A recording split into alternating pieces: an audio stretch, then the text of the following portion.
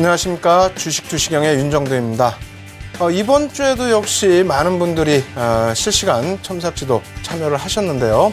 상당히 많은 긍정적인 내용들이 나왔습니다. 교육 내용도 추가적으로 받으셨기 때문에 긍정적인 결과라고 할 수 있겠고요. 그리고 종목군들 여러분들이 직접 또 발굴하셔서 계좌 수익률도 높이셨기 때문에 긍정적인 결과라고 할 수 있겠습니다. 오늘도 지금 현재 첨삭지도 진행해드리고 있습니다. 많은 분들 참여하셔서요. 다음 주에 또 어떤 종목군들이 우리가 교육받은 내용 중에서 강한 시세를 내줄 수 있을지 참여하셔서 확인하시기 바랍니다. 참여하시는 방법 화면을 통해서 알려드립니다. 신개념 증권교육 프로그램 윤정두의 주식 투시경. 오늘 강의와 관련된 궁금증 있으신 분들은요, 망설이지 말고 지금 접속해주세요. 방송과 동시에 윤정두 전문가가 온라인상으로 실시간 답변 드립니다. 함께 하시는 방법 알려드립니다. 이데일리TV 홈페이지 프리미엄 투자클럽에 들어가시면 윤정두의 주식 투시경 홈페이지가 있습니다. 이곳에 들어오셔서 방송과 동시에 윤정두 전문가가 온라인상으로 실시간 답변 드립니다. 또 오늘 강의 자료를 미리 다운로드 받으셔서 함께 들으실 수 있습니다. 지금 빨리 들어오세요.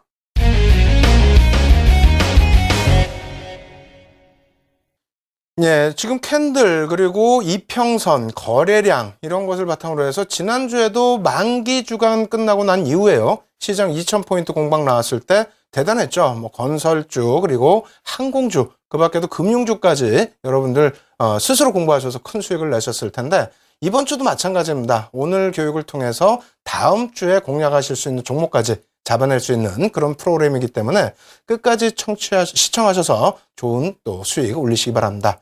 오늘도 복습 내용 준비했습니다. 어제에 이어서 그랜빌의 법칙, 매수 법칙 복습 준비해드리고요. 그리고 뒷부분에 지속형, 추세 지속형의 패턴 부분 배워보도록 하겠습니다. 먼저 화면 놓고 보면서 설명드리도록 하겠습니다. 그랜빌의 법칙, 매수 4법칙인데요. 먼저 첫 번째 매수 신호, 어떤 부분이죠? 사실상 매도 부분하고의 그 반대 부분 해석하시면 되는데 시장에서는 이렇게 해서 좀 간략하게 해석을 해드리는 자료들이 좀 적어요. 그래서 다시 한번 설명을 드리게 된다면 이동평균선 부분이 하락 이후에 보합 내지는 상승 국면으로 돌려져 있을 때 주가 부분이 만약에 여기서 이렇게 흘러가다가 이 부분을 뚫고 올라가 주게 된다면 그렇다면은 매수의 기준을 잡을 수 있다. 이렇게 표출이 되어 있습니다. 실질적으로 어떻게 흘러가는 것인지 그림 놓고 보면 설명을 드리겠습니다. 이러한 흐름이 되겠죠?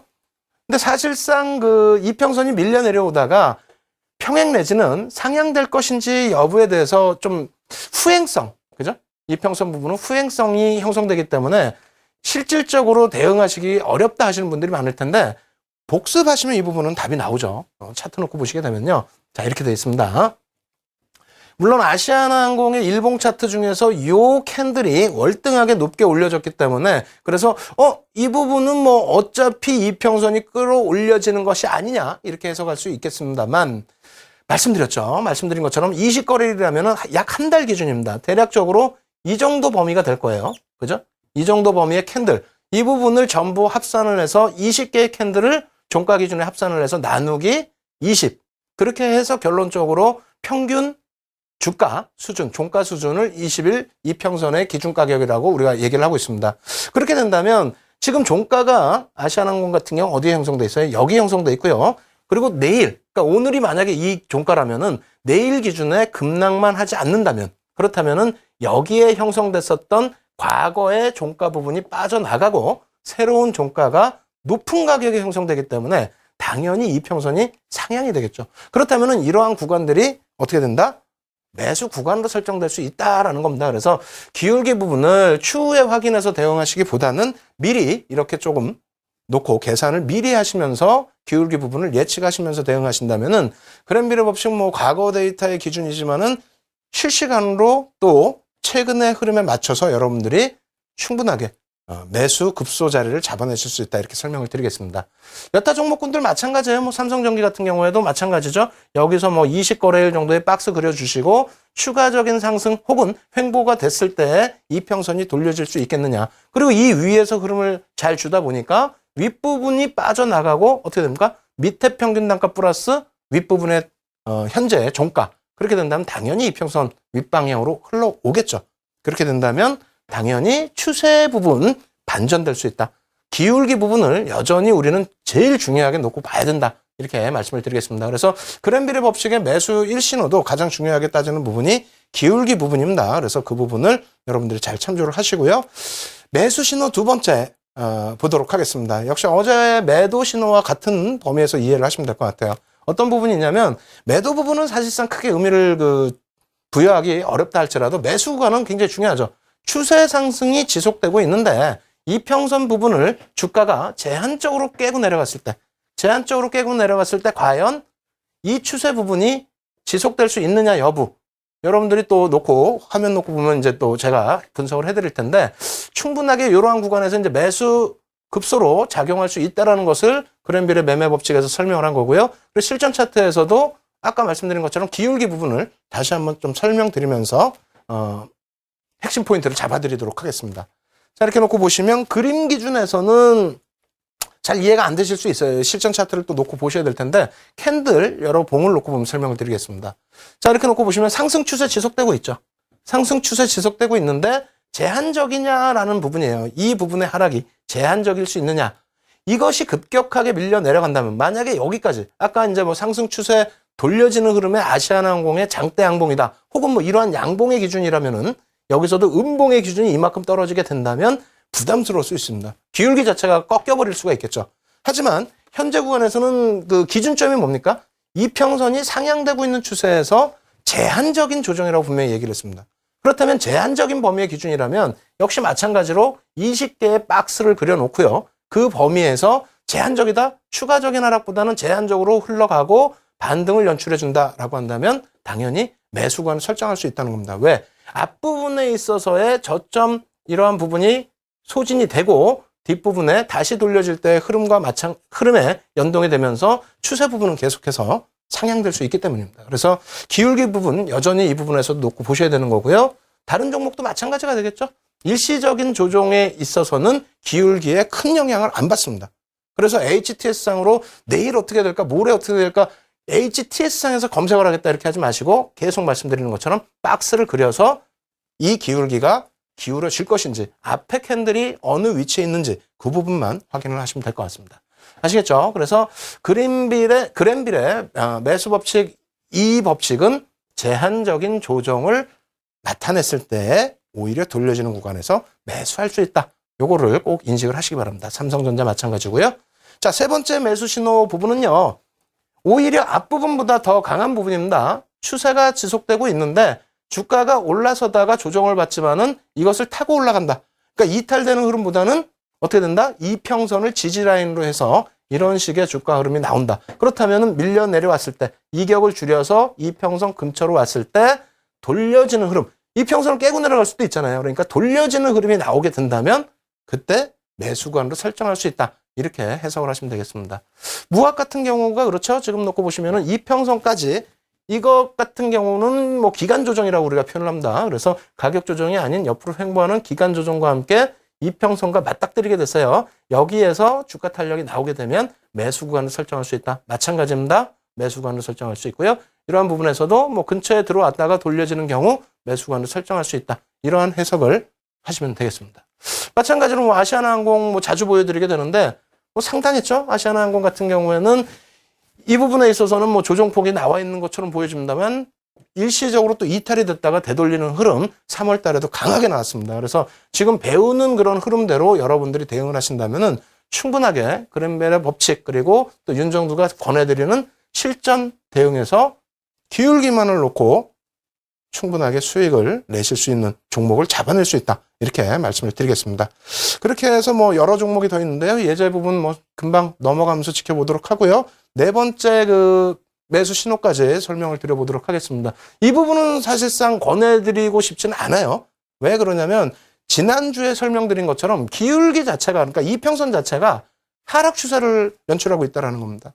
하락 추세인데 주가는 어떻게 돼 있냐면은 주가가 밀려 내려오죠. 이평선을 깨고 내려와서 과도하게 밀려 떨어지면 어떻게 됩니까? 어떻게 돼요? 이평선과 떨어져 있기 때문에 회귀 본능이 있어서 다시 반등이 나올 수 있다. 그렇기 때문에 여기서 편입을 해라라는 부분인데 사실상 이것이 여기가 될지 모르잖아요. 물론 돌려지는 흐름에서 편입하라는 기준이 되겠습니다만 이 기준에서도 사실상은 이평선이 같이 기울어지고 있기 때문에 그렇다면은 크게 뭐 수익을 낼 수 있는 구간이 아니라 자칫 잘못해서는 오히려 하락 추세 속에서 추세 하락 부분의 손실이 확대될 수도 있습니다. 그래서 뭐 실전 차트 보여드리긴 하겠습니다만 뭐 그림은 이런 모습이고요. 그래서 이탈이 됐다가 급격하게 내려오는 구간이 있으면 요 이격을 줄이는 흐름에 수익을 창출하자인데 그렇게 권해드리고 싶지는 않습니다. 그래서 GS 같은 경우에 이제 보시면은요, 기울기 부분이 그렇게 뭐 크지 않고 완만한 상태에서 갑자기 급격히 내려오죠. 이렇게 내려오는 상태에 요걸 돌린다는 거예요. 근데 이평선이 내려와서 돌릴 수도 있습니다. 횡보하는 과정 속에서. 그렇게 된다면 혹은 추가적인 하락이 연출이 되게 된다면 오히려 손실폭이 확대될 수 있기 때문에 이것은 조금 권해드리는 매매 패턴은 아니다라고 말씀을 드립니다. 다만 이론적인 부분에서는 뭐 이해를 하고 넘어가셔야 향후에 대응을 하실 수가 있겠죠. 그래서 뭐 상승률도 이렇게 보시면은 높지가 않습니다. 의미를 부여하시기보다는요, 앞부분에 매수 1신호 그리고 매수 2, 3신호 부분을 놓고 보신다면은 지금 같은 장이 어떻습니까? 종목이 올라선다고 해서 부담스러워서 그 대응을 못 하시는 경우가 많은데 결코 그러실 필요 없다라는 거죠. 아시겠죠? 그리고 통합적인 부분에서 이제 전체적인 그랜빌의 법칙 그리고 이평선의 추세 부분에 대한 해석 마지막으로 점검을 해드리도록 하겠습니다. 자, 화면 놓고 보시게 되면요. 그래서 제가 하락 추세 부분은 놓고 보시지 말라고 한 부분이 현대중공업도 이처럼 뭐 상승 추세에서는 크게 부담이 없습니다. 기울기만 확인하시면 뉘어질 때 만약에 제한적인 하락이 아니라 하락 부분이 조금 확대가 되면서 기울기가 이렇게 꺾여버린다면은 관심권에서 제외를 하자라는 거죠. 단기적으로 뭐 급락 반전이 연출됐다고 해서 그것을 일시적인 반등, 요 폭을 수익을 목표로 들어가시기에는 버겁다는 겁니다. 물론 이러한 반발력이 있겠습니다만 이러한 반발력이 여기서부터 여기까지 지금 21평이 하향이 됐다면 62평, 122평도 하향 추세겠죠. 단기적인 반등이 나온다 할지라도 정배열로 돌리기에는 시간이 상당 부분 걸릴 수 있습니다. 물론 뭐 주가 탄력이 어마어마하게 나오면 모르겠습니다만 대형주 기준에서 뭐 조그만 재료만 가지고는 주가 탄력이 크게 나올 수는 없죠. 그래서 하락 추세는 일단은 배제를 하자 이렇게 말씀을 드리겠고요. 오히려 아시아나항공 놓고 보시게 되면은 그랜빌의 법칙이 원래 이제 200일선에서부터 출발을 했잖아요. 우리는 이제 20일선으로 놓고 보게 되는 건데 어떻습니까? 이렇게 해서 여기서 한 달 정도의 구간을 놓고 형성을 했을 때 이렇게 21선 올라타 줄 때 사실상 여기서 기울기가 돌려질 수는 사실 모르죠. 그잖아요. 근데 앞서 말씀드린 것처럼 여기서의 캔들 부분의 평균치를 예상을 했을 때는 조금만 긍정적인 흐름이 나오게 된다 할지라도 추세를 돌릴 수 있다는 겁니다. 거기에 200일선까지 이렇게 강한 돌파 흐름을 주게 되는 흐름이 표출된다면 21선의 기울기는 급격히 올라서게 되겠죠. 그렇다면은 이러한 구간에서 맨 바닥에서 편입을 못 하신다 할지라도 그 이후의 추세에서 적절한 구간에서 편입이 되시면 기울기 한번 올라타기 시작하면요. 상승 추세 부분의 수익률은 전부 여러분들이 가지고 가실 수가 있습니다. 그래서 어떤 종목이든지 하락 추세에서는 좀 배제를 하시고 상승 추세에서 놓고 보시고요. 그리고 마지막으로 지금 현재 더 강하게 놓고 보셔야 될 종목 하나 더 언급을 드리면요. 이런 종목이 되겠죠. 삼성전기입니다. 매집 자체가 지금 물론 자사주 매입 부분이 있습니다만, 그죠? 자사주 매입이 상당 부분 진행돼 있습니다만, 또, 매집 부분에 있어서는 자사주를 제외하고 난 이후의 매집 부분이 상당합니다. 그래서 2월 이후로만 놓고 보더라도 외국인 수급. 그래서 전체적인 맥락에서는 상장사 중에서 1조 이상의 종목군 중에서는 가장 많은 매집이 된 그런 종목 중에 하나입니다. 그래서 상승 추세 부분이 이러한 부분이 다소 버거울 수 있죠. 그래서 그랜빌의 매도 법칙 제4법칙을 놓고 보면은 단기적인 추세 때문에 이격을 줄일 수 있는, 그래서 오히려 매도 국면으로 진입될 수 있는 위치이긴 합니다만 그것이 이격을 가격 조정이 아닌 어떻게 된다고요? 기간 조정으로 주게 된다라고 한다면 추세 상승 부분은 월등히 더 강화될 수가 있습니다. 그래서 이러한 종목군들을 그냥 예제로만 인식을 하지 마시고 어떻게 하셔야 된다고요? 꼭 여러분들 것으로 만드셔서, 이런 종목에서 수익 많이 나셨잖아요. 가지고 나온 뭐 건설주라든가 항공주라든가 금융이라든가 또 이런 삼성전기 이번 주에만 갖고 온 것이 아니라 그 전부터 계속해서 여러분들께 보여드렸기 때문에 복습하시면서 최근 자료의 기준에서는 중요한 것은 꼭 여러분들 것으로 만드시기 바랍니다. 아시겠죠? 그래서 지금 올려드린 내용, 뭐 지난주 자료를 다운받으셔도 되겠고요. 이번 주 오늘 교육 내용까지 같이 포함되어 있으니까 이번 주 자료 내용 지금 다운받으시기 바랍니다. 다운받으시는 방법, 그리고 첨삭지도 받으시는 방법 화면을 통해서 알려드립니다. 신개념 증권교육 프로그램 윤정두의 주식 투시경. 오늘 강의와 관련된 궁금증 있으신 분들은요, 망설이지 말고 지금 접속해주세요. 방송과 동시에 윤정두 전문가가 온라인상으로 실시간 답변 드립니다. 함께 하시는 방법 알려드립니다. 이데일리 TV 홈페이지 프리미엄 투자클럽에 들어가시면 윤정두의 주식 투시경 홈페이지가 있습니다. 이곳에 들어오셔서 방송과 동시에 윤정두 전문가가 온라인상으로 실시간 답변 드립니다. 또 오늘 강의 자료를 미리 다운로드 받으셔서 함께 들으실 수 있습니다. 지금 빨리 들어오세요.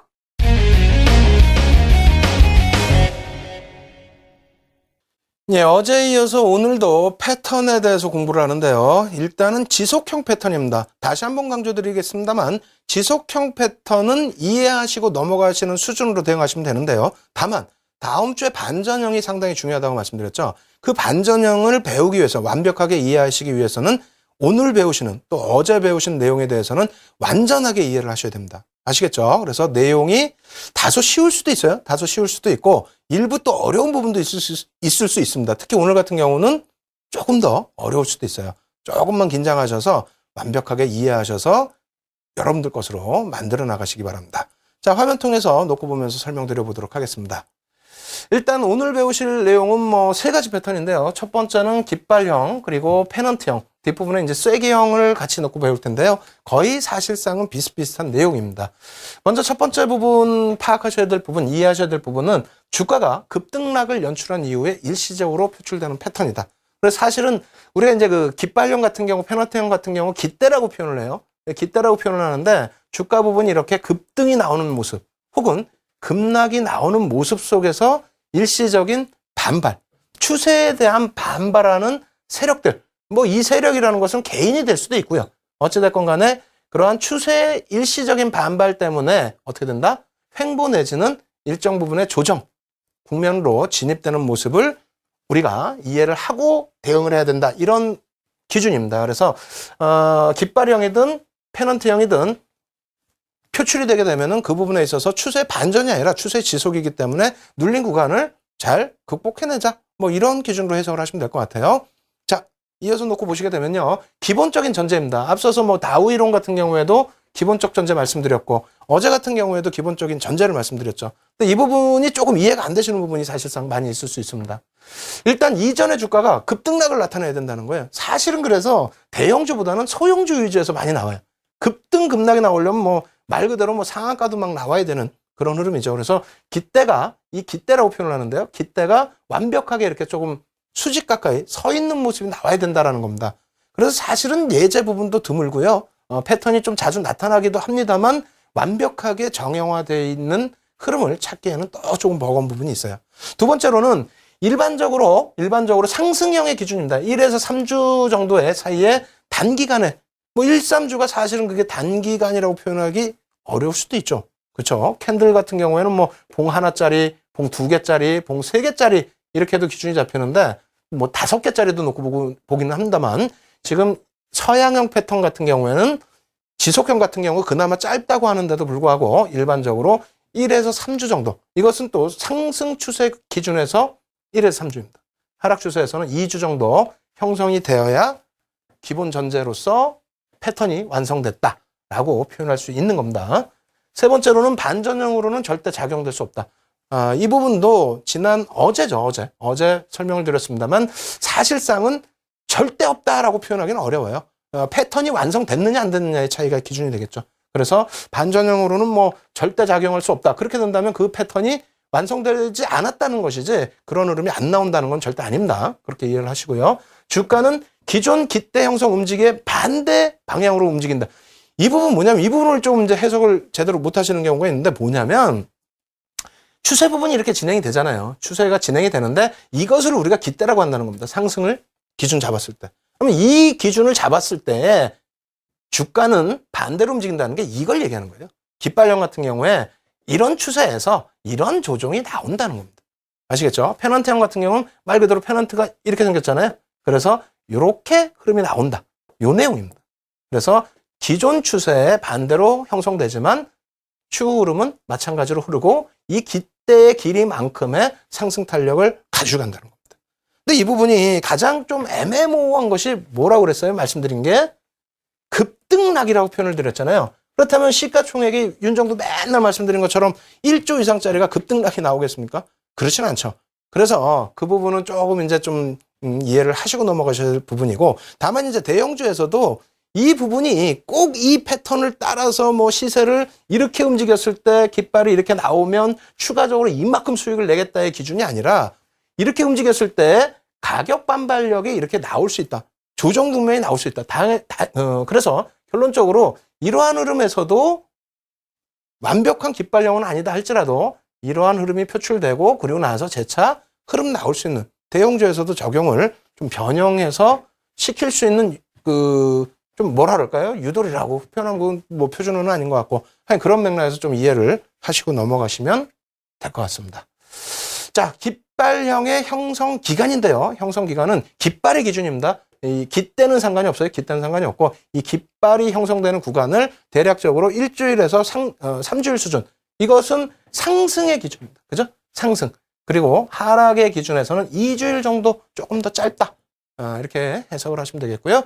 페넌트형도 마찬가지입니다. 페넌트형. 뭐 이렇게 생긴 부분이죠. 깃발형은 사각이라고 친다면, 그러니까 평행이 된다고 친다면 페넌트형은 이렇게 모여지는 국면이 되는데, 이 부분에 있어서도 역시 마찬가지로 상승 국면에 놓여질 때는 1주에서 3주, 하락 국면에 놓여질 때는 2주일 정도의 수준으로 놓고 이해를 하시면 되겠습니다. 그리고 깃발형과 페넌트형의 패턴 부분 다시 또 정리를 한 번 더 해드릴 텐데요. 이러한 내용들을 이해를 하셔야 이제 반전 추세 이해하실 수 있다고 그랬어요. 그래서 이것을 굳이 막 차트에서 놓고 해석을 하실 필요는 없습니다. 왜?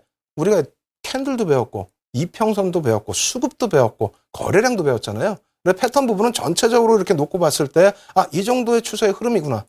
그리고 실질적으로 주가가 예를 든다면 급등이 나왔을 때 일시적인 조정폭이 어느 정도 연출된 이후에, 그 기간이 뭐 1주에서 3주 연출된 이후에 재차 상승 국면으로 진입할 수 있겠구나. 이러한 부분을 놓고 보는 것이지, 정형화돼서 들어가시겠다 하시면은 완벽하게 그림 그려놓고 이렇게 돼 있으니까 이때 들어와 이렇게 하는 건 없습니다. 실제 시장에서는, 실전에서는요. 그래서 지금도 뭐 여전히 오늘도 어렵습니다만 좀 이해하시는 쪽으로 넘어가실 것을 권해드리면서 추가적으로 진행을 해드립니다. 깃발형, 페넌트형 패턴 부분은 급등락 이후에 깃발이 나부끼는 모양으로 형성된다. 급등, 뭐 급등 쪽으로만 일단 설명을 드릴게요. 뭐 급락은 뭐 반대 국면이고요. 이렇게 돼서 깃대가 형성이 되고 급등이 나온 이후에 어떻게 된다고요? 조정이 이런 식으로 평행 기준의 조정이 나온다. 이 구간이 어느 정도요? 1에서 3주 정도. 그러니까 사실 이것도 좀 애매하죠. 뭐 일주일 5거래일에서 뭐 15거래일이기 때문에 단기적으로 나올 수도 있고, 조금 중기적으로 하락폭이 조금 더 깊어질 수도 있고요. 추후 등락폭은 요 깃대만큼의 흐름이 나온다. 최소 범위의 기준입니다. 아시겠죠? 그래서 뭐 늦어지는 흐름이다. 원래는 급등락이 기준인데 약간 뭐 조금 더 늦어졌다. 이 각도 부분을 누가 또 정형화하지는 않았을 거 아닙니까? 그래서 조금 더 늦어졌다라고 했을 때도 마찬가지의 흐름으로 놓고 해석을 하시면 되겠습니다. 그리고 거래량 부분은 추세선을 벗어나는 구간에서 재차 급증한다라고 했는데, 그 무슨 얘기냐면요. 일단은 어떻게 됩니까? 제가 그 앞부분에 거래량 설명드릴 때도 말씀드렸죠. 이 부분, 상승 부분이 이렇게 연출이 됐다면 어떻게 됩니까? 거래량 부분은 상승이 나오기 때문에 거래량이 수반되면서 이렇게 올라섰을 겁니다. 추세 상승이죠. 이렇게 올라섰다가 조정이잖아요. 조정을 나오게 될 때는 어떻게 된다고요? 급락으로 연출이 되려면은 여기서도 거래량이 터져야 되는 거고요. 조정, 일시적인 조정의 국면에서는 거래량이 줄어들죠. 이렇게. 분명히 앞에 배운 내용이에요. 줄어들다가 다시 패턴이 상향되게 될 때, 여기를 뚫고 올라가는 흐름이 연출이 되게 될 때 거래량은 다시 증가로 연출된다. 그 내용입니다. 아시겠죠? 그래서 이 거래량 부분도 사실은 정형화되어 있지 않기 때문에 아주 주요한 마지막 포인트 구간에서 거래량이 터지느냐, 그리고 앞서 계속 강조드린 것처럼 갭이 발생되느냐, 이러한 부분들 놓고 보시면서 해석을 하시면 되겠습니다. 아시겠죠? 그러면 갭 부분에 대한 복습도 게을리 하시면 안 되겠죠? 꼭 갭 부분의 복습도 하셔야 됩니다. 그리고 하락형은 출현 빈도도 낮고요. 출현 빈도도 낮고 신뢰도도 떨어집니다. 예? 오히려 그러면 왜 공부하느냐? 오히려 이렇게 알려드림으로써 여러분들이 쉽게 시장에 대응할 수 있는 거죠. 왜? 캔들 100개 이상의 패턴이 있다고 그랬잖아요. 캔들 패턴이. 근데 100개 이상의 캔들 패턴이 있는데 우리는 몇 개만 알려드렸습니까? 패턴 기준에서 4개만 알려드렸잖아요. 마찬가지입니다. 지금 어찌됐건 이 부분은 알고는 이해하시고 넘어가셔야 되기 때문에 교육을 진행한다. 그리고 이 부분에 이해 못하시면은 뒷부분 전혀 안 됩니다. 그래서 꼭 이해도가 좀 어렵다 할지라도 이해하시고 꼭 넘어가시기 바라겠고요. 그림을 그려드리면 조금 그나마 낫죠. 네, 그래서 사실은 이거 이제 또 우리 연구원 또 혼납니다. 저도 며칠 밤을 샜지만은 연구원도 밤을 샜는데 왜 이렇게 그려놨을까요? 일단은 좀 깃대가 실질적으로는 더 길죠. 이거는 뭐 깃대가 요만하고 조종이 이만하다면 이게 무슨 뭐 깃발형입니까? 깃발형의 기준이라면은 최소한 우리가 캔들 놓고 보일 때랑 마찬가지예요. 깃대가 이 정도 된다면 깃발은 크다고 해봐야 뭐 3분의 1 정도 수준, 그 정도에서 놓여져야 그것이 깃발형의 의미를 부여할 수 있는 거겠죠. 지금처럼 이렇게 되면은 좀 무리수가 있습니다. 다만 교육용이기 때문에 여러분들 스스로가 어떤 추세로 움직인다, 그 부분만 이해를 하시면 되겠어요. 어떤 추세로 상승을 하는데 가격 반발력이 나온다는 거죠. 누군가는 매도를 한다는 건데 매도를 함으로써 저점도 낮아집니다만, 고점도 낮아지고요. 그럽니다만 이 부분이 거래량도 줄고, 그리고 추세의 완전한 전환으로 해석하기보다는 돌려질 수 있는, 돌려지는 게 아니라 죄송합니다. 추세를 지속할 수 있는 패턴으로 이해하시는 게 맞다라는 겁니다. 아시겠죠? 급격한 조정이거나 급격한 거래량의 수반이 아니에요. 깃발형의 경우는 이런 식으로 흐름을 가져간다. 대략적으로 조정 기간은 1에서 3주. 짧은 것도 아닙니다, 사실은. 1에서 3주. 그리고 현실적으로 맞게 대응한다면 더 짧은 반등이 1주 정도에서 반등이 나오면서 추세 지속이 연동될 가능성이 높다. 여기서 또 중요한 건 뭐라고요? 요 깃대만큼의 상승 기준. 그죠? 그래서 요 정도 범위가 아니라 깃대 정도는 더 큽니다. 크다라고 이해를 하시고요. 자, 하락 깃발형은 출현 빈도 자체가 낮다고 그랬어요. 뭐 그렇게 자주 나오는 것도 아니고, 왜냐면은 하락 추세 우리가 배웠던 게 뭡니까? 상승으로, 바닥에서 상승으로 올려질 때는 거래량이 수반됐다 할지라도 엄청난 재료가 나오기 전에는 매집이 돼야 올릴 거 아닙니까? 물론 바닥에서 매집도 하겠지만은 매집이 되는 순간 주가는 반등이 나오는 거예요. 바닥에서라면은. 그죠? 물량이 안 나오니까 바닥을 형성한 거고, 여기서 점진적으로 잡아가면 주가는 오를 수밖에 없습니다. 그런데 오르는 과정에서 급격하게 뭐 펑펑 치고 가지는 않겠죠. 어찌됐건 간에 이 바닥에서 돌릴 때는 시간이 조금씩 점진적으로 흘러가는 모습이 있고요. 고점에서 올라섰다가 고점에서 밀려 내려올 때는 급격하게 밀려 내려올 수 있다라고 말씀드렸잖아요. 다시 얘기해서 하락 깃발형이나 하락 페넌트형 대부분 또 설명드리겠습니다만, 하락 깃발형의 경우에 하락 추세 어떻게 된다 그랬어요? 급등락이라고 그랬잖아요. 급등락. 급등 혹은 급락. 그래서 급락이 연출되는데 가격 반발력이 일시적으로 나타난다 할지라도 이렇게 추세적으로 2번 이상씩의 저점 고점을 형성하는 추세의 흐름은 나오기가 쉽지가 않습니다. 네? 이 부분이 조금 이해 안 되실 수 있는데 방송 다 마무리되고 나서 첨삭지도 때 다시 한번 말씀드리도록 하겠고요. 여러분들도 이 부분을 복습할 때 한 번 더 그림을 놓고 해석을 해보시면 돼요. 네? 고점에서부터 밀려 내려올 때 가격 반발력이 이렇게 세게 나올 수가 있겠느냐. 추세 부분이 그다지 표출이 다 안 되는 패턴이다. 이렇게 이해하시는 게 맞을 것 같습니다. 아시겠죠? 이 부분을 실전 차트에서 좀 놓고 볼 텐데요. 사실상 실전 차트를 명확하게 표출하기가 애매모호합니다. 그래서 일단은 가지고 나왔는데 같이 놓고 보면서 해석을 해보도록 하겠습니다. 이 종목 같은 경우에 이제 LG상사 최근에 뭐 자주 가지고 나온 종목이에요. 그래서 자주 가지고 나온 그런 종목군들은 어떻게 한다고요? 관심 꼭 가지시라고 말씀드렸죠. 이 부분 이렇게 놓고 보시면은 급등이 나왔습니다. 기존의 하락 대비해서 사실상의 상당한 탄력이죠. 이 부분이 뭐 상한가를 펑펑 치고 소형주처럼 움직임을 준 건 아닙니다만, 뭐 어찌됐건 간에 급등이 연출이 됐고, 그렇다면은 이 부분을 깃대라고 표현을 한다는 거예요. 이 부분을 깃대라고 표현을 하는 거고요. 여기에서 평행으로 연출이 되면은 우리가 깃발로 깃대에 깃발이 나부끼는 현상으로. 그리고 이런 조정은 추세의 하락 부분의 조정이 아니라, 추세의 하락 부분의 조정이 아니라 일단 밀렸다가 돌리고 이런 흐름이잖아요. 그리고 거래량은 줄어 있습니다. 줄어 있죠. 수반되면서 밀리는 게 아니라. 그렇기 때문에 다시 올려놓는데 이 깃대만큼의 상승 탄력을 놓고 볼 수 있다는 겁니다. 아시겠어요? 그래서 이 부분의 패턴을 우리가 확인하기 좀 어렵고 힘들다면은 뭘로 한다고요? 이평선으로 놓고 볼 수도 있다고 그랬잖아요. 거기에 이것은 패턴의 분석이다라고 한다면 추세의 분석으로도 놓고 보실 수 있다고 그랬잖아요. 이평선이 또 추세의 전체적인 분석이고요. 거기에 LG상사 같은 경우에는 이 정도, 대형주에서 이 정도의 흐름이 나온다면 또 뭐가 있습니까? 주도주로서 수급 부분도 있다고 그랬잖아요. 수급 부분도 긍정적입니다.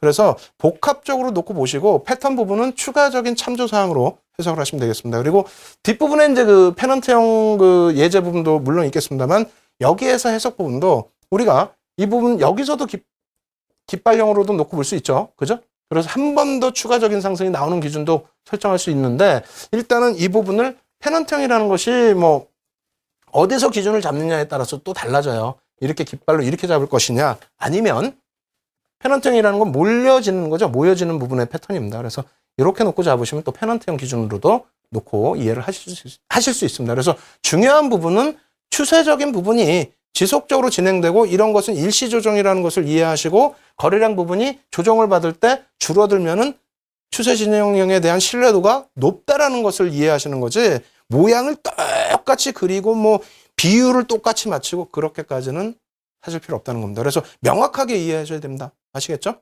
자, 이렇게 해서 LG상사 일봉 차트 말씀을 드렸고요. LG생명과학에 대한 일봉 차트입니다. 이 부분에 있어서도 이 앞부분의 흐름 자체가 1주에서 3주라고 했는데 벌써 이 부분은 이제 그렇다면은 효력이 없어진 거죠. 효력이 없어진 부분이고 다시 여기서 어떻게 됩니까? 강한 상승 이후에 1주에서 3주인데 이것도 조금 기간은 길어요. 어찌됐건 간에 이렇게 깃발령을 만들고 이 부분에 대해서 이런 패턴이겠구나라고 해석을 하실 수도 있다라는 겁니다. 아시겠죠? 그리고 뭐 밑으로 밀려 내려올 때도 마찬가지로 뭐 이런 구간에서 한 번씩 그림을 잡아볼 수는 있겠습니다만 지금 현재 뭐 정형화시켜서 딱 잡아낼 수 있는 범위는 일단 없습니다. 오히려 이런 패턴은 말씀드린 것처럼 소형주에서 많이 나옵니다. 소형주에서 급등 이후에 급등 막 상한가 이렇게 팍 간 다음에 이평선하고 이렇게 올라서다 보니까 어떻게 돼요? 이평선이 이렇게 못 쫓아오잖아요. 그러다 보니까 누르죠. 기간 조정과 함께 가격 조정 일부 주면서 눌러서 되돌린 부분도 크게 주지를 않고 중간중간 가격 반발력도 일부 있고 주도 세력은 멈춰 있고 그러다가 어느 시점 이평선이 밀집되는 그럼 1에서 3주면은 단기 이평이 다 밀집되겠죠. 특히 20일 이평까지. 그렇게 되면 다시 끌어올려지는 흐름. 소형주에서 많이 나타납니다. 아시겠죠? 그렇게 이해를 하시고요. 자, 이렇게 해서 뭐 LG생명과학 기준의 일본까지 말씀을 드렸고 삼성전기에서도 놓고 보시면 이렇게 되죠.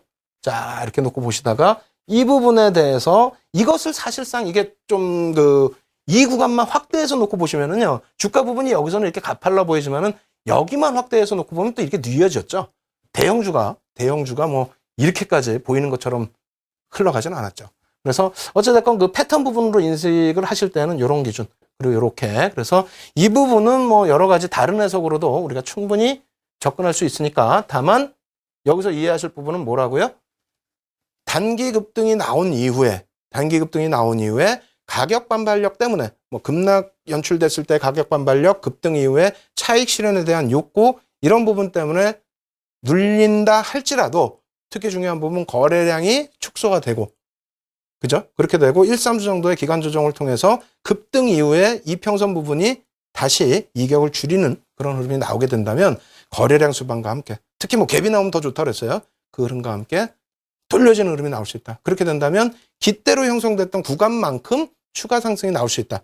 그래서 그 목표 주가를 설정할 수 있는 기준점이 되는 그런 패턴으로 이해를 해나가시면 되겠습니다. 아시겠죠? 자, 그렇게 놓고 보시고 삼성전자까지 한번 더 보도록 하겠습니다.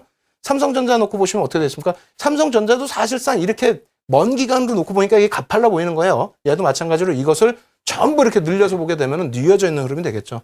어찌됐건 간에 이렇게 올라와서 이것을 깃발령으로 이해를 하셔도 되겠고요. 약간의 이제 조금 윗부분으로 주고 페넌트형으로 이해를 하셔도 되는데 이러한 흐름 이후에 추세 부분은 하락 부분이 아니라 하락 연출이 아니라 오히려 추세 상승 부분이 지속될 수 있다. 지속된다. 이런 패턴으로 이해를 하시면 되겠습니다. 아시겠죠? 자, 이렇게 해서 이제 뭐 깃발령 같은 경우 마무리를 짓고 상승 페넌트형으로 넘어가도록 하겠습니다. 상승 페넌트형 놓고 보시게 되면은 깃발령이 이런 평행 추세로 이어진다라고 한다면 페넌트형 같은 경우에는 어떻게 됩니까? 이러한 모습으로. 그래서 고점을 낮추기도 하지만은 저점을 높입니다. 이해되세요? 고점을 낮추죠. 당연히 차익 실현이 나오니까 고점이 낮춰지긴 하는데 저점도 높여집니다. 왜? 상승 추세에서의 매수 강도가 들어오고 있기 때문에. 그래서 어느 정도 밀집이 되게 되면은 다시 원래의 추세대로 움직인다. 왜? 눌러지는 그 흐름에 대해서도 거래량이 어떻게 된다. 그래서 사실상 줄어들어요. 사실상 눈에 뭐 지표로 놓고 볼 때 확 줄어들지는 않습니다만 전체적인 뭐 이평선, 거래량 이평선 기준으로 놓고 보시거나 했을 때 이렇게 눌려지는 구간에서 거래량이 좀 줄어들고요. 저점은 높여지고 그러고 나서의 흐름은 지속으로.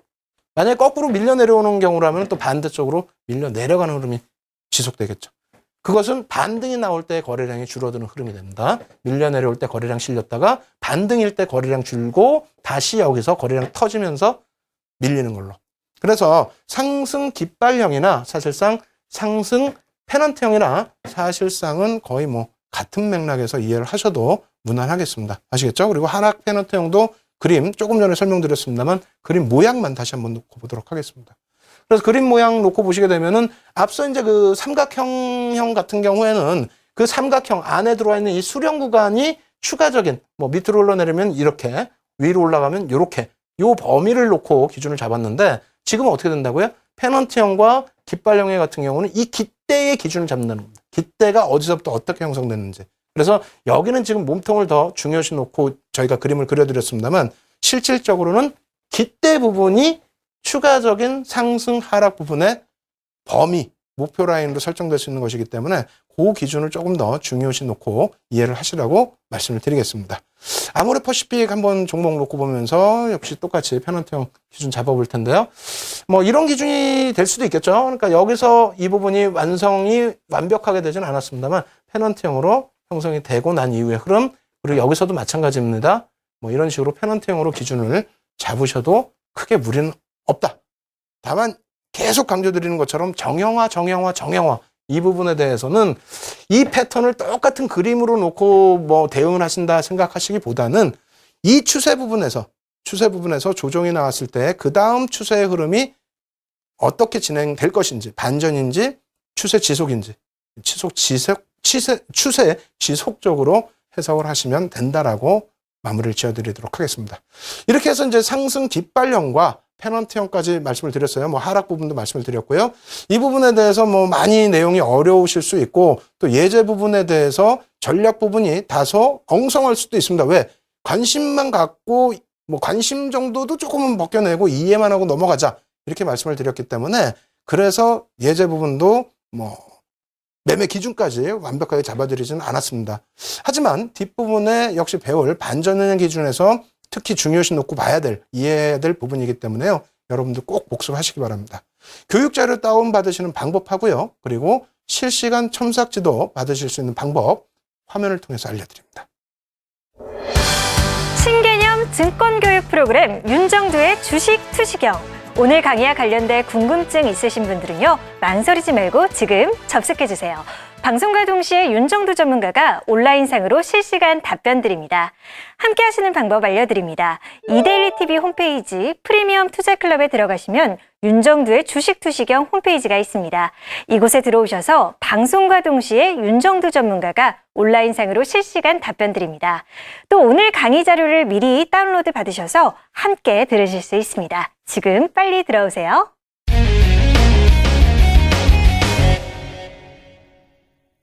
예, 깃발형과 그리고 페넌트형 그리고 이제 쐐기형 거의 비슷하긴 합니다만 약간씩의 차이는 있어요. 그래서 쐐기형 같은 경우에 이제 뭐 점진적으로 다시 설명을 드리겠습니다만 페넌트형과 모양은 비슷하지만 그 밀집되는 삼각형 형상이 되겠죠. 그 밀집되는 구간이 어느 방향으로 가느냐 그 부분이 약간의 차이가 있습니다. 어쨌든 화면을 통해서 하나하나 차분차분 설명을 드려보도록 하겠습니다. 일단 쐐기형 한번 놓고 볼 텐데요. 이렇게 되어 있죠.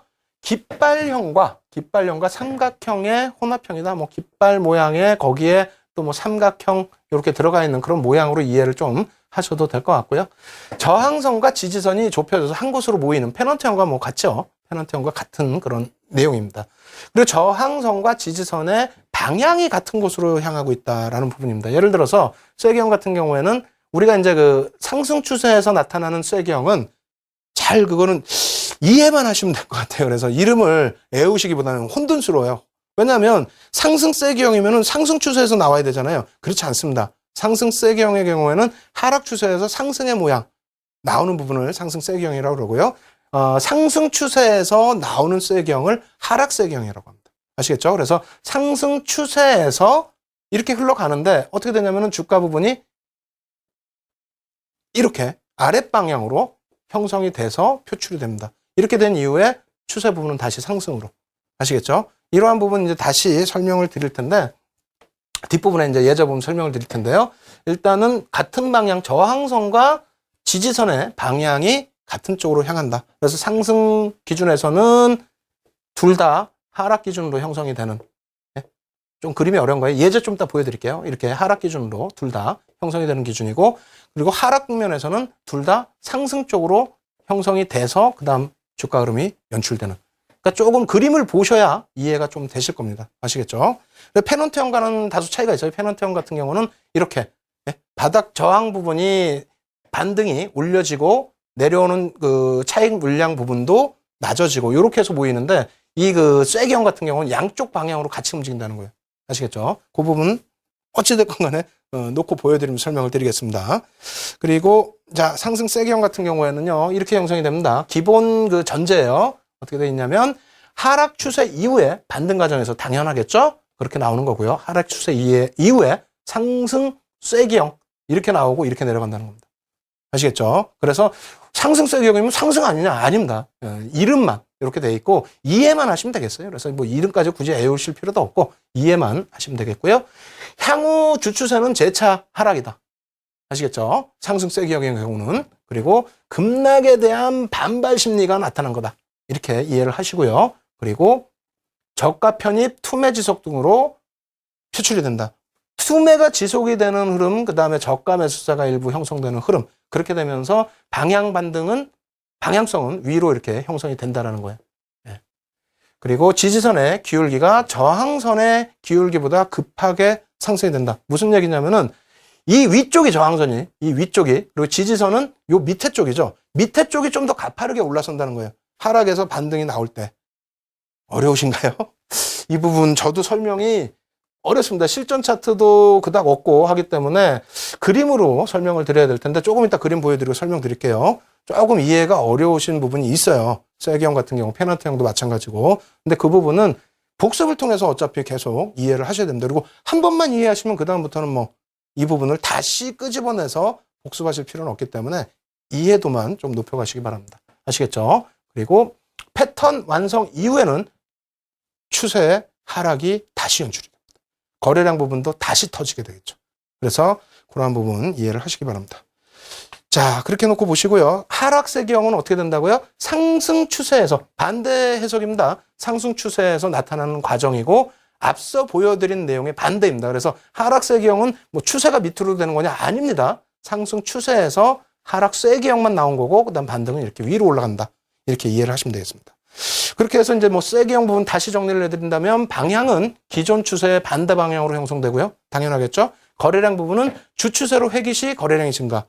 앞서 말씀드린 것처럼 뭐 깃발형 이런 것처럼 마찬가지입니다. 추세에서 조정이기 때문에 멈춰 있다가 거래량이 줄어들어 있다가 윗부분으로 다시 올라갈 때 터지고 또 밑으로 내려올 때도 같은 추세가 되겠죠. 그러한 부분으로 이해를 하시면 한꺼번에 다 이해가 되실 겁니다. 자, 이렇게 놓고 보실 수 있다는 거예요. 이 부분이 그냥 말로 설명하면 굉장히 어려운 부분이죠. 그래서 이 부분에 있어서 그 지속형 패턴 부분이 되는데 하락 지속형으로 그림을 갖고 나왔어요. 하락 지속형으로. 결국은 하락한다인데 가격 반발력이 강하게 나온다는 거죠. 가격 반발력이.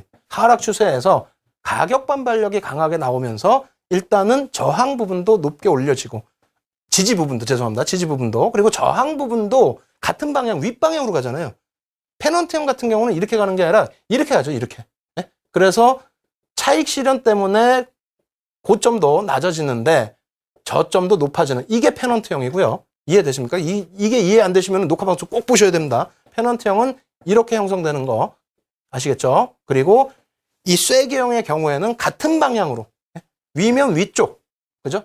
그리고 상승 국면에서 나올 때는 아래쪽이니까 이제 하락 국면에서는 둘 다 하락 쪽으로 이렇게 놓고 형성이 된다라는 겁니다. 그래서 일단은 저가 반발 매수세가 이렇게 강하게 유입이 되는 거고요. 그리고 윗부분에서 그 물량을 차익 실현 혹은 투매를 하는 쪽도 일단 가격 반발력을 보고 밑으로 던지는 게 아니라 이렇게 위쪽으로 던진다는 건데 중요한 것은 이게 왜 이런 패턴이 나오냐면은 밀려 내려올 때 하락이면 어떻게 됩니까? 거래량이 수반되면서 밀려 내려오겠죠? 근데 반발이 나올 때는 거래량이 죽는다는 겁니다.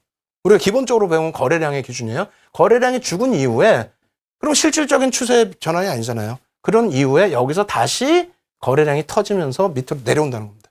이 그 반등 탄력은 대략 2주 정도의 마무리가 된다라고 시장에서는 해석을 하고 있습니다. 이렇게 말씀드리면 이해가 좀 되시나요? 어렵죠? 사실상 어렵습니다. 거기에 이제 그 상승 세기형 같은 경우도 똑같은 그림인데 그 부분에 대해서 상승 세기형에 대해서는 계속 말씀드리는 것처럼 뭐 실시간 첨삭 지도를 통해서 말씀을 드리겠고요. 그리고 그런 종목군들이 어떤 종목이 있는지 또 그게 또 중요하죠.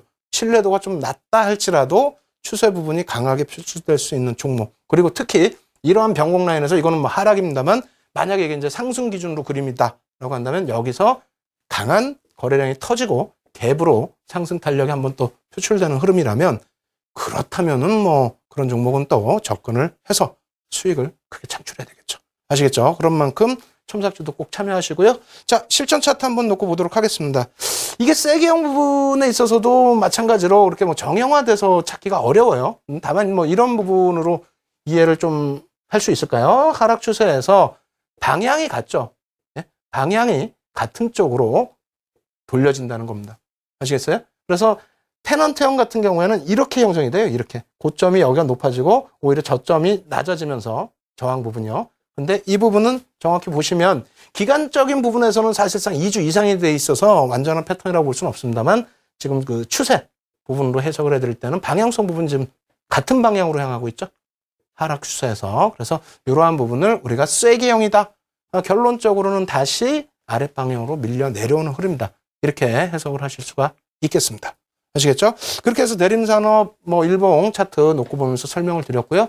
그리고 현대건설도 한번 놓고 볼까요? 현대건설 놓고 보시게 되면은 일단은 이쪽 같은 경우에 뭐 쐐기형 같은 경우를 어디서 찾아볼 수 있을까요? 지금 오히려 쐐기형보다는 앞부분의 복습에 대한 부분으로 인식을 하셔야 될 것 같아요. 이런 부분도 뭐 깃발형이라든가 뭐 쐐기형에 왜 깃발형이냐? 비슷비슷해요. 어쩔 수 없습니다. 그리고 이러한 구간에서 글쎄요, 이 쐐기형이라고 놓고 보기에도 애매합니다. 어찌됐건 이러한 그 패턴 깃발형이든 페넌트형이든 쐐기형이든 같은 맥락에서 같은 기준점입니다. 가장 중요한 부분은 상승, 급등락, 상승 또는 하락 이후에 주추세에 반하는 눌림, 조정이 됐던 뭐 반등이 됐던 주추세에 반하는 눌림이 나오고 그 구간이 끝나는 무렵에 거래량이 다시 수반된다. 급등락 이후에 거래량이 줄고 다시 주추세로 돌아갈 때에는 거래량이 터지면서 움직인다. 그 부분에 대해서 깃발형이든 페넌트형이든 쐐기형이든 같은 맥락에서 움직임을 가지고 가기 때문에 전체 추세에 대한 패턴에 대한 이해만 가지고 가시면 된다. 이렇게 말씀을 드리겠습니다. 자, 이렇게 해서 그 패턴형 부분, 지속형 부분은 이번 주에 이제 마무리가 된 겁니다. 다음 주 부분에 있어서는 반전형인데 어찌 보면 반전형이 조금 더 어려울 수가 있어요. 이 부분은 지속형은 뭐 좀 더 간단하고 추세 부분도 짧거든요. 근데 반전형의 기준에서는 많이 길어요. 많이 길기 때문에 여러분들께서 조금 더 어려움을 가지고 가실 수도 있겠지만은 최대한 제가 쉽게 풀어드리도록 하겠습니다. 여러분들께서도요, 장이 좋잖아요. 그러니까. 장이 좋으니까 빨리 지금 실시간 채팅 첨삭지도 참여하셔서 교육받으신 거를 바탕으로 해서 시가총액 극대형주로 수익 계좌 창출하실 수 있도록 하시기 바랍니다. 저는 다음 주에 다시 찾아뵙도록 하겠습니다. 주식주식형의 윤정도였습니다.